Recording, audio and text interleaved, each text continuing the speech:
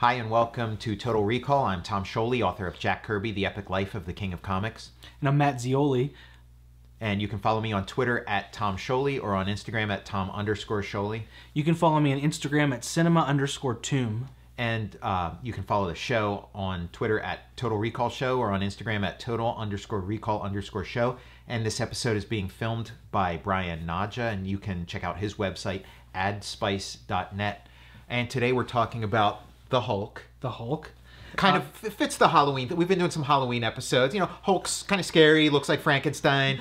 It has kind of the storyline of the Wolfman, so yeah, it fits. He's right in smack dab in the middle of the Halloween season here. Mm-hmm. So like, I mean, the Hulk means, you know, all sorts of things to me. Like, I mean, as a kid growing up in that, you know, Bill Bixby, Lou Ferrigno era, where like the Hulk was like the Marvel comic character that went big, that went mainstream, that was like a hit TV show. You know, it got me into superheroes. I think that was like the jumping off point was the Hulk. Mm-hmm. I got into the Hulk through his appearance, I believe, on the Mr. Rogers' Neighborhood show. Yeah. I remember that episode too. And like, you know, it was kind of like DC dominated like the world's idea of superheroes. Like if you were a comics fan, there was like nothing better than Marvel Comics. You know, Jack Kirby, Stan Lee, Steve Ditko. But to like sort of the world at large, to our parents, it's like, well, I know Superman because of Christopher Reeve. I know Batman, Adam West. I know Wonder Woman, Linda Carter.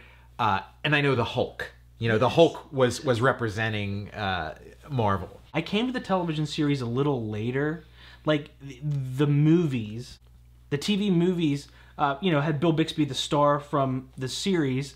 That was pretty much the jumping off point with, it was like the return of the Incredible Hulk, or Incredible Hulk Returns. My mom knew I was into the Hulk, and after seeing him on Mr. Rogers, he was like breaking this plane apart, and I called Lou Ferrigno, Loof, L-O-O-F, Rigno. Oh, Lou. I was thinking like, oh, he's Irish. It's Loof O'Rigno. If I ever need to like use an alias, it's gonna be Loof O'Rigno. Yeah, it's gonna be... when we're checking in at the Total Recall convention at the hotel. Yeah, room for Loof O'Rigno. Mr. O'Rigno is here. Oh my god, that's the funniest thing. Yeah, like Loof. I didn't know his name was Lou Ferrigno, and then seeing him on the Mr. Rogers' Neighborhood, you got to see him like put his makeup on, break the plane apart. You got to see Bill Bixby, Mr. Rogers, and Mr. McFeely visiting the set. So then, like, my mom and dad, they knew the movie was going to air on TV, and for the longest time, I didn't even know what it was called because I think it came out around my birthday, so we were like celebrating at my grandmother's. Then we came in and recorded it, and we missed the opening credits. Okay. So I didn't know what the name of I didn't even know it was called The Incredible Hulk Returns. I just called it the Hulk movie for a long time. And then, you know, we got the Incredible Hulk Returns, and then the Trial of the Incredible Hulk and the Death of the Incredible Hulk. Yes. Those were like my superhero touch. Like Daredevil was in like one of them. I think the Trial, and because Matt Murdock is representing David Banner. And around that time, even I tried to like dress up as the Hulk. I had like purple-ish sweatpants that I had cut, and then I tried to paint myself green, but only made it up my forearm before I gave up. Okay, because I had the that like vinyl in a box, Hulk costume with like the green mask, and then I think like it's just like a picture of the Incredible Hulk on the like you would want it to be like green skin with like a torn up, but it's just a picture of the Incredible Hulk, and then the Incredible Hulk logo. Yeah, the superheroes, they have like their own logo on. Like, their own branding. Yeah, the TV show was still running, and I remember watching like the TV show, but then it was towards the end of the run, but then simultaneously, you know, it was syndicated, so you'd sort of like, you know, at night, if you were allowed to stay up, you'd maybe watch like an Incredible Hulk episode, but then like during the afternoon or the day or whatever, this is all like preschool, you know, so like I was just little for all this, and then the Hulk went away for a while, still on rerun. And then these like Hulk movies started coming out. I didn't know about that first Hulk movie, the Hulk Return of the Hulk. I heard about it at school, and by that point, I was a fan of. I was reading the comics, and I was a huge fan of Thor. And so when I was hearing somebody at school talking about, they just had like Thor on TV, I couldn't believe it. And I was like, oh man. And of course I'm never going to see it because that's how things were, you know, they'd be on and then if you miss it. Yeah, you missed it. You're sorry, you know.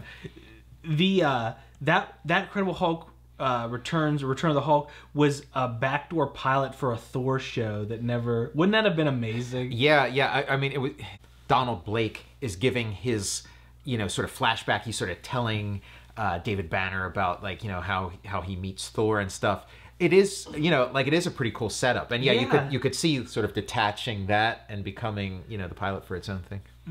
And then rewatching them, there's some, like, there's great acting. Bill Bixby is like, oh yeah, he's great. Amazing. Yeah. In the comics, it's like Dr. Donald Blake is like, you know, on vacation and he goes in this cave and he finds this, you know, stick, and then he hits the stick and it, you know, becomes Thor's hammer and he becomes Thor.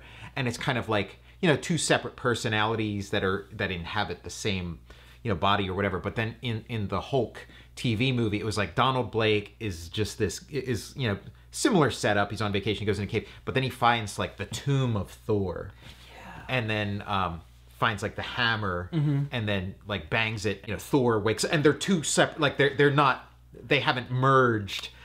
You know, maybe that, you know, would come later where they merge into, but like for at least as far as the Hulk movies concerned, they're just two different people, and that he's you know, somehow like he's got this hammer and he can like have you know, Thor show up whenever he needs him. Yes, my brothers and I always remember we'd be like, Oda.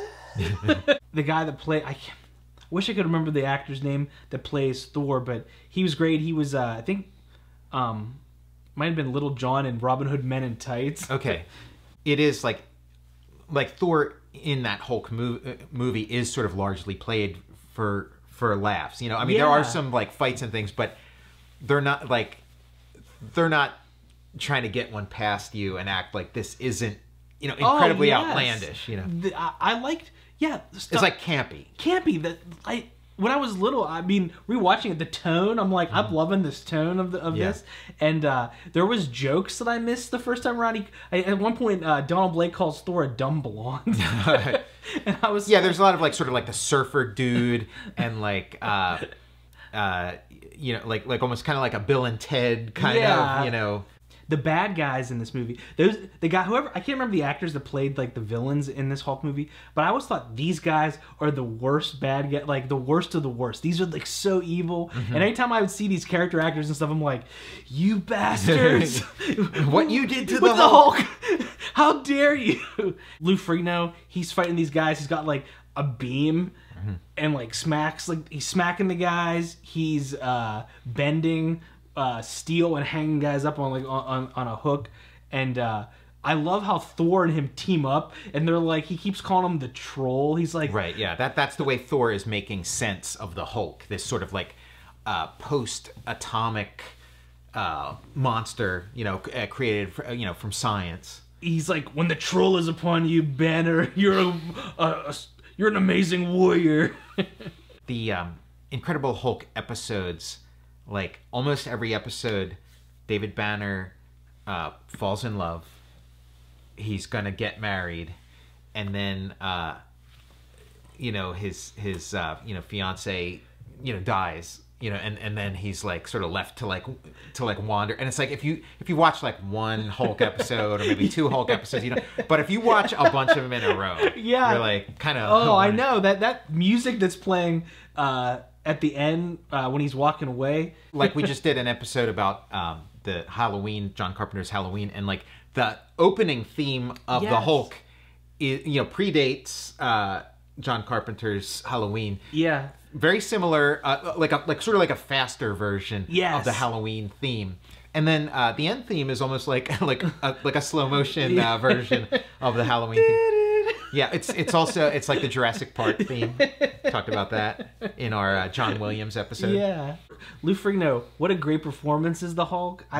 Great look, and I didn't realize till at some point like his pants, they were like, after the transformation you'd see like David Banner walking and he's got like the bottoms of his jeans are like ripped up, and I'm like, oh yeah, when he's the Hulk, that's his like the Hulk is grown. It's like, yeah, because like the Ang Lee Hulk, you know, becomes like a giant.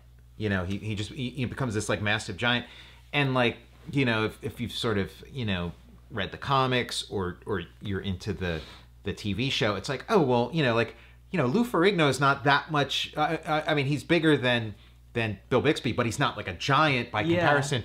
But yet, like, doing some of the math, watching this episode recently, it is like, okay, yeah, for Lou Ferrigno, the rip is like around his knee, and then on Bill Bixby, the rip is around his feet. Yeah, so like, yeah, he gets considerably bigger when he becomes the Hulk. He is a giant. Yeah, he is. You know. And then the Daredevil episode.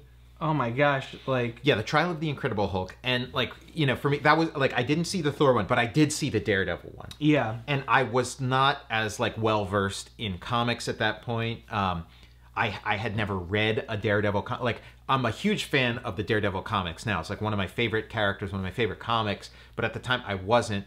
But I sort of knew enough that, like, this... You know, like, I knew at least that Daredevil was red and had horns. Yeah. And had, like, you know, eye holes. And then in this one, it's like he's dressed in black, no horns. He's got like a blindfold on. And in the comics, it was always like nobody knew that Daredevil was blind. Like, that would be a shock to anybody who knew Daredevil. To find out that he's actually blind would shock them, because his like radar sense and his like awareness allows him to you know, do all kinds of things. So it's like a secret that he's blind. And if his enemies knew he was blind, they'd be able to like exploit that somehow.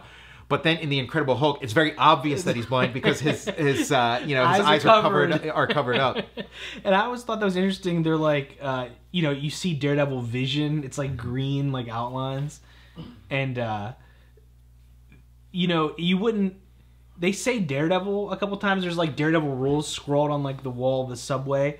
But, you know, he's not overtly Daredevil looking. Yeah, they don't hit you over the head with it. There is still, like, in that Hulk era, there is a little bit of, like, embarrassment about the fact that this is from a comic book. Like, they try to, like, trick... It's like, he's not a comic book character, he's a monster. You know, you know, like, they try to, you know, where now we're in this era of sort of, like...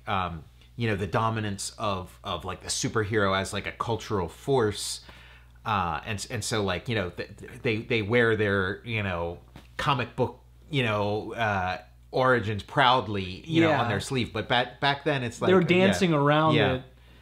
And you got John Rhys Davies as Wilson Fisk. Mm-hmm. Yeah, Wilson Fisk, the Kingpin. Like, he's had so many great depictions. Like, I don't think there's ever been like a bad, you know, just so great, like, across the board.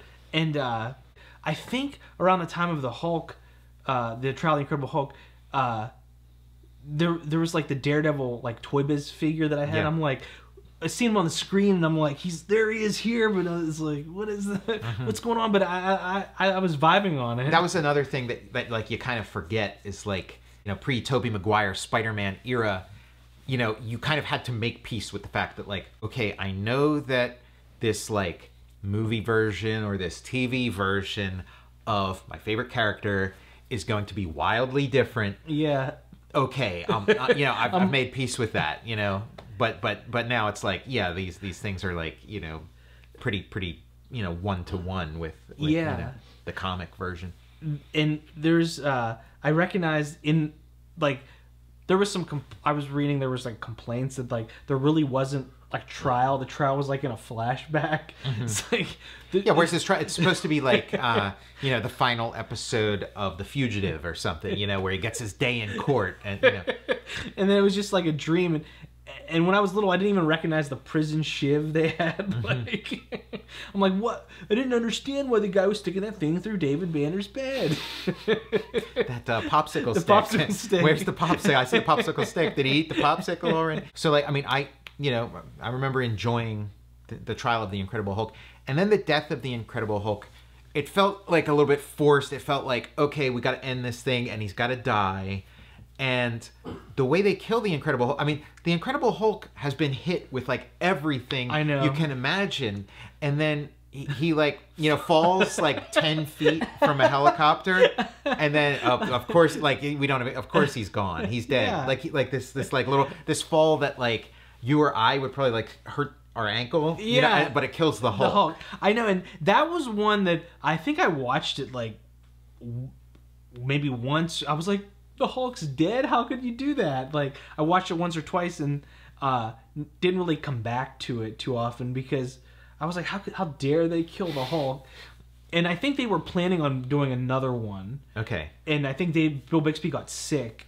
Well, you know, wasn't there like a She-Hulk, like an idea for like a She-Hulk TV series or something? Yeah, I think she was going to be involved in like the follow-ups. Yeah. Don't they kind of set up the She-Hulk in the Death of the Incredible Hulk? Like, don't they kind of like set up the character? I think so. Yeah. They had the third backdoor, because like the Trial of the Incredible Hulk was a backdoor pilot for Daredevil's show. Right. It's like, okay, the Return of the Incredible Hulk are, you know, backdoor pilot for Thor. Didn't work out. Okay, now this backdoor pilot to Daredevil. This is definitely happening. It's ninjas. Everybody loves ninjas. Yeah. This is a no-brainer. And it's like, okay, that didn't work. Let's do our backdoor pilot for the She-Hulk. Yeah. You know, the Bionic Woman was even bigger than the $6 Million Man. So, you know, the She-Hulk is going to blow the doors off of the Hulk. I wish one of these had stuck. You know, what might have been, you know, like this sort of like, you know, the Marvel Cinematic Universe that took like an excruciating long time to get going. Yeah, could have happened in the 60s, could have happened in the 70s, could have happened in the 80s, but I mean, we had to wait till the 2000s. Yeah. Like, who would have known that like Thor, you know, would become like this, you know, this like just sort of household name character, like, you know, yeah, of course Thor is like, you know, this like, you know, huge, you know, movie series. And yeah, and then at that point he was just, I couldn't get a television show off the ground with him in it. Yeah, you would think like during the like Hercules and Xena era of television that like, you know, a Thor show. Wasn't there room for a Thor show? Yeah. Yeah, I mean, it's kind of like Hercules was kind of eating Thor's lunch. Like, that space was there for Thor, and it's like he just, you know, they weren't doing it. So like Hercules got to come in and take that spot. Like, after the you know, the Bill Bixby, Lou Ferrigno Hulk, you know, series, you know, ends with the death of the Incredible Hulk. You know, we had to wait, you know, decades until the Ang Lee Hulk. Yeah, I like that one. I loved the Ang Lee Hulk. I'm a fan. I loved it. Fan right here. And yeah, and it got, you know, got a lot of credit, you know, people, but like I don't know what the people who didn't like it saw, because I saw something that was like amazing. That Ang Lee Hulk, it was very true to the comics. Like, that, you know, all this like, you know, desert, you know, warfare, you know, grabbing like a tank and swinging it around. Like, that's the Hulk of the comics. That's the Hulk of like the Jack Kirby, Stan Lee comics. And I just thought, like, you know, this was at a time where like CGI was still like, they really hadn't worked out the kinks yet. And that was like the first movie where like the CGI I felt looked really good. Like it like the lighting on the Hulk and the lighting on the environments and stuff. Yeah. It was kind of seamless. And then the performance was amazing. Yeah. Like the Hulk, like, you know, the Hulk character kind of like embodies like rage and stuff. And I felt like that was really like the performance was so strong. He wouldn't fight smart. He would just sort of like, you know, and when he'd take those like mutant dogs and like bang him and stuff. Like it really, you know, had like a visceral quality. And then, you know, later on seeing some of the making of documentaries and seeing that like the director Ang Lee, he put on like the white dots and he was the performer. He was the Ang Lee was like the Andy Serkis for the Hulk. He did all that, you know, because it's like, you know, like, this is my movie. I'm the only one who know, and it's like, yeah, of course, you know, that Hulk performance was amazing, and it just had, like, you know, struck the exact right tone. So yeah, I mean, I loved that one, and I would have watched, you know, I would have loved a whole series of them. You know. If he continued with it. And I liked how it kind of, like, it had its own thing, and then by the end, it sort of segues into, like, the setup for, like, the sort of Bill Bixby kind of Hulk, you know, where he's just kind of like this, you know, wanders from town to town. You know, people sort of complained about it or whatever. I kind of, you know, I did do some, like, thinking of, like, oh yeah, what was it? And, like, the only thing I could think is, like, the ending, like, he sort of, like I think people want to see a superhero movie where the superhero wins by beating up the villain.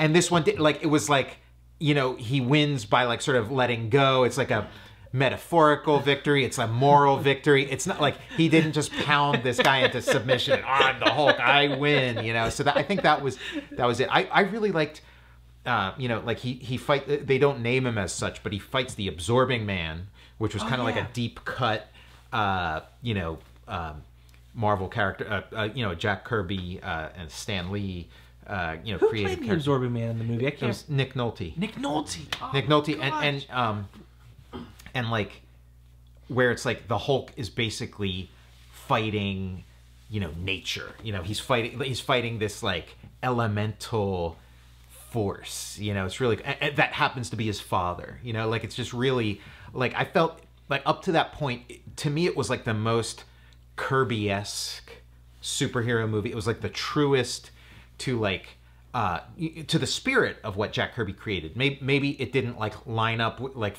it didn't line up, you know, for the continuity nerds, you know, it changed this, but I felt like it really captured the spirit. So yeah, like, that one gets, the Ang Lee Hulk gets my stamp of approval. That's awesome. I'm a fan too as well. So I'm glad that the Total Recall show gives it the green thumb. The two green thumbs up.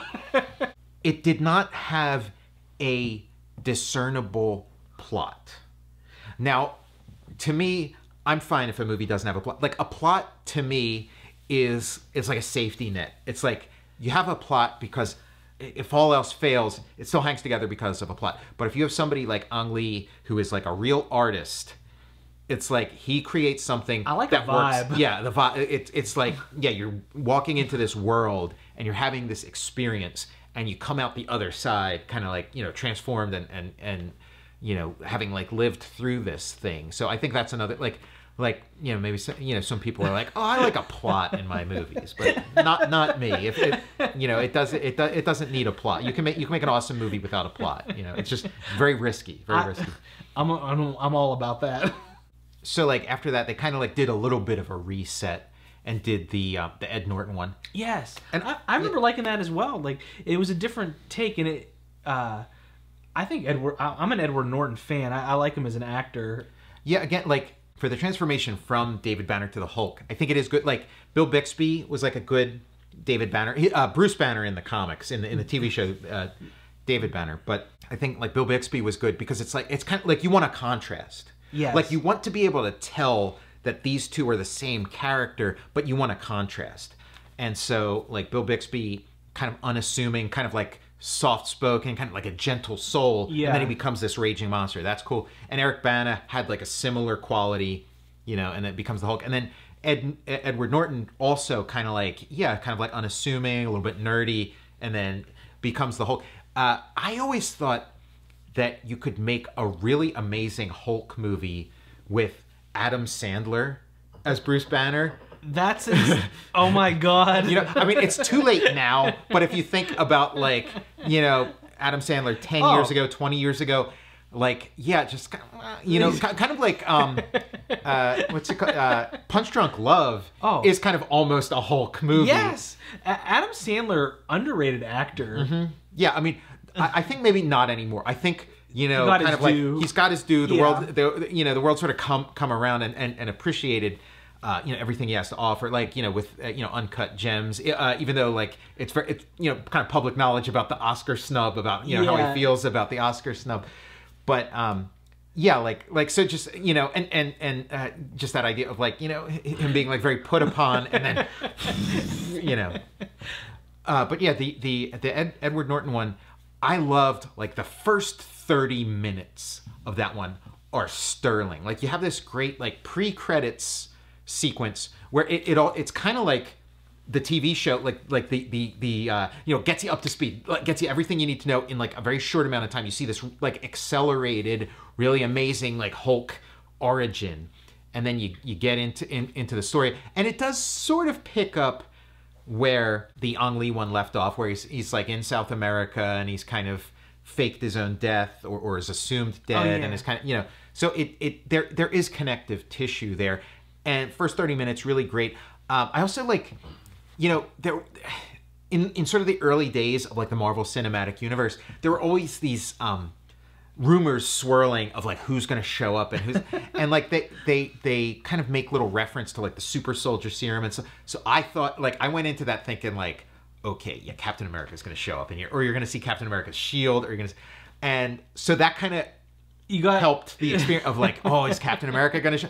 Oh man, I can't believe we're going to see Captain America, and then Captain America doesn't show up by the end, and you're kind of like, okay, and it's like one of the early entries in that kind of like trap that some of these movies fall into, where you have this like CGI villain for the final battle, and you're like incredibly dependent on the CGI, and like if it doesn't work, it can like derail it. Yeah, kind of like leaves you cold. You know, at the point where you're supposed to be sort of like most invested in this thing. I totally get that too. Like it can if there's not like a tactile, like like a feeling to it like you're taken out of it. Yeah, like we kind of take it for granted, but I think that first Iron Man did a really good job of like the transitions between like the live action and the CGI. Oh, so that's one of my favorites of the Marvel movies, is like the original Iron Man. Kind of like got that whole like interconnected universe like on the right foot. Like that was like kind of like,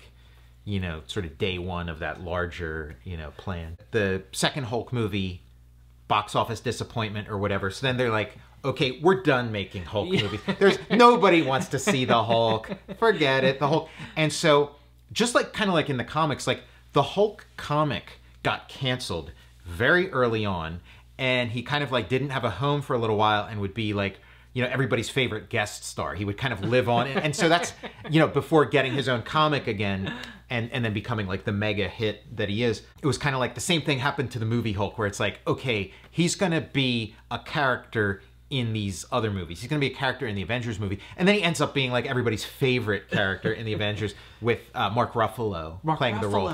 And then this becomes the... you know, the enduring Hulk. The Hulk that, you know, the Hulk to this very day, the guy who's still the Hulk is Mark Ruffalo. Matt, you know, he's been the Hulk so many times. You're Eric Bana, you're Ed Norton. You only got one shot. Like, what could have been? You're like, dang it. Yeah, I mean, you know, through no fault of their own. Yeah. I mean, I think, like, you know, there's all these, like, rumors of, like, the next Spider-Man movie is going to it's going to be one of those, like, you know, multi-dimensional crossovers, and Tobey Maguire and Andrew Garfield are gonna, you know, show up as like alternate universe Spider-Man. Oh, that'd be amazing. And then there's like the rumors of like Michael Keaton and Ben Affleck showing up in like the Justice League movies, or, you know, as like, you know, or in the, you know, some kind of interdimensional kind of crossover kind of thing. So there's all these like rumors of that kind of stuff. So it's like, you know, you figure at some point they're gonna do, you know, some kind, you know, one of these like Hulk crossover thing where it's like, oh, there's a Hulk from an alternate universe and it's Eric Bana, and there's a Hulk from my gosh, there's Edward Norton. Yeah, exactly. So like that's coming. That's gonna, you know, and maybe like Lou Ferrigno is gonna show up in it. I know he like had a cameo in Ang Lee's one. In Ang Lee's one. He was like a security guard. Yeah.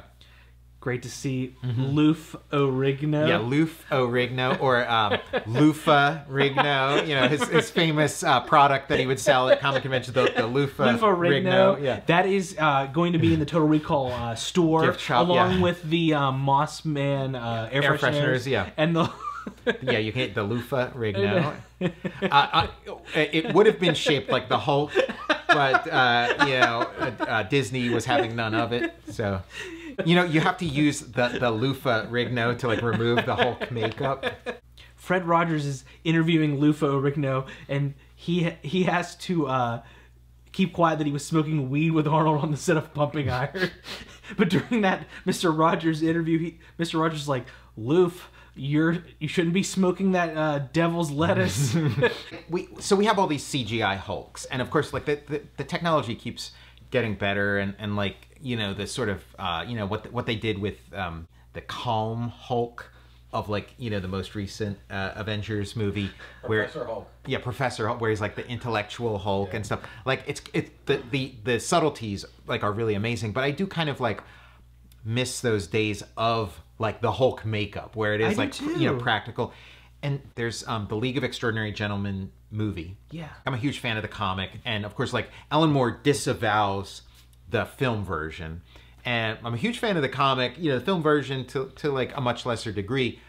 But one thing that was really amazing in there that if you watch it, you might not have been aware of, but that the Mr. Hyde, which is kind of like the, he's the predecessor of the Hulk. And then in that movie, it kind of comes, full circle where it's like, he's obviously playing the Hulk role, But he seems like CGI or whatever, but that was practical effects. That what the Mr. Hyde awesome. Was a, like a practical rig.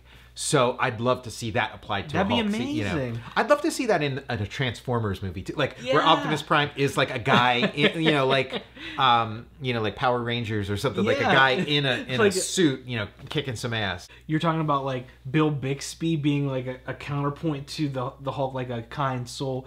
They had in that Universal Monster Dark Universe that never took off. They had Russell Crowe as like Dr. Jekyll and Mr. Hyde, but not enough of a contrast. I was going to say we need to recast our Dr. Jekyll. Right? It's like, okay, how about Russell Crowe as Mr. Hyde, and we find somebody else to be Dr. Jekyll. There's kind of the problem with Prince Adam and He-Man. It's like, why is like the wimpy secret identity already like ripped beyond belief, huge muscles, and he's like, nobody knows that I'm secretly He-Man. It's like, well, you're a carbon copy of him. You're not wearing a mask. You have the same haircut. You have a sword in your bag. Yeah, right. Like I've talked to He-Man. You're not in the same. You're him. You're him. Come on, like how dumb are the attorneys? The Hulk is probably like the character. The Hulk is not my favorite superhero or my favorite Jack Kirby character, but he's probably the Jack Kirby character I relate to the most, because it's kind of like, I feel like I'm kind of like a Bruce Banner guy, but sometimes something, like I really get ticked off about something, and I can feel that like green monster kind of clawing at, it is like a very satisfying, like, I don't know if that's, and I've talked to some other people who, kind of feel, similarly. Yeah, sometimes you just have to Hulk out. Mm-hmm. Yeah, metaphorically or... Without the Hulk, would we have Hulk Hogan? Yeah, interesting. I mean, we would definitely have Terry... What's his Terry name? Bollea. Yeah, Terry Bollea. The Hulk, he's a superhero. He's a monster. He's Jack Kirby... I mean, the origin stories for all these characters are, any day you talk to like Jack Kirby about what he was thinking about for the Hulk, you'd get a different story.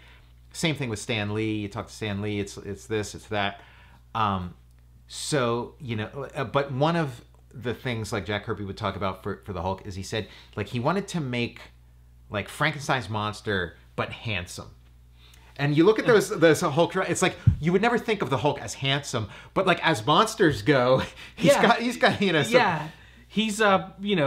lantern jawed. Right. Yeah. I think like Alan Moore did his like 1963, which was his like little homage to like the 60s Marvel characters. Like Alan Moore and Steve Bissette created a character called the N-Man. N standing for nuclear, and he was like their tribute to the Hulk, and he was this sort of like this red monster, kind of looked like Hellboy, nuclear powered, you know, like a love letter to the Hulk. Like Alan Moore's script for it, his description of how to draw the N-Man to his collaborator Steve Bissette. He said he described him as I'm paraphrasing, but he described him as like, he looks great smashing through a brick wall. Yes.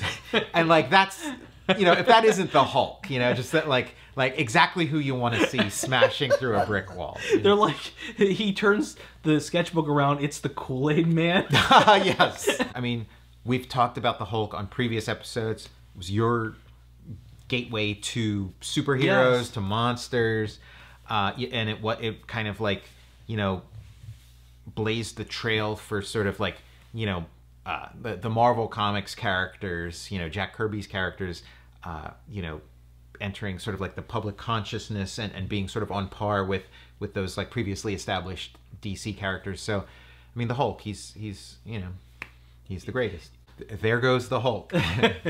Cue the Hulk end theme. I think I'm gonna grab my backpack and time to hit the dusty trail here. My tight-fitting denim jacket. I have that khaki 70s like director's jacket type thing. That's The like jacket with like a with belt that goes over it. I'm gonna put that on. I'm gonna put my walk jeans off into the distance. Yeah, super tight-fitting jeans and cowboy boots. Is it do you think it's a good idea to start? I'm gonna start hitching out of town. Yeah, hitching out of your Hollywood haircut, where you go to the same the same Hollywood hairdresser as Michael Landon went for a Little House on the Prairie. We have a per diem in the Total Recall coffers here for me to get Bill Bixby a helmet hair. Yeah. I go to the barber, I'm like, give me the Landon. Yeah, the Landon without all this stuff down here, just like the Landon from here up. That's the Bill Bixby. I'm in the barber chair. They take like they have the hair and they just place it like on my head. The stencil. The stencil. Yeah, it looks like it's time to hit the dusty trail here. You've been watching the Hulk episode of Total Recall. I'm Tom Scioli, author of Jack Kirby, The Epic Life of the King of Comics. I'm Matt Zeoli. And you can follow me on Twitter at Tom Scioli or on Instagram at Tom_Scioli. You can follow me on Instagram at cinema_tomb. And you can follow the show on Twitter at Total Recall Show or on Instagram at Total_Recall_show. And this episode was filmed by Brian Naja, and you can check out his website adspice.net. And we'll see you next time. The Hulk still rules. Hulk smash. Hulk. Dainty and glamorous, or ain't he unglamorous? There's like the theme song to the Hulk cartoon. The lyrics are very difficult to discern. There's some controversy about like, dainty and glamorous or ain't he unglamorous. Bruce Banner, belted by gamma rays. Something like that. Belted by gamma rays, ain't he unglamorous? We've been tapping into the Total Recall jukebox. It could be ain't he unglamorous or dainty and glamorous. Yeah, I can't it's a parse coin it out. flip. Yeah. See you next time. next time.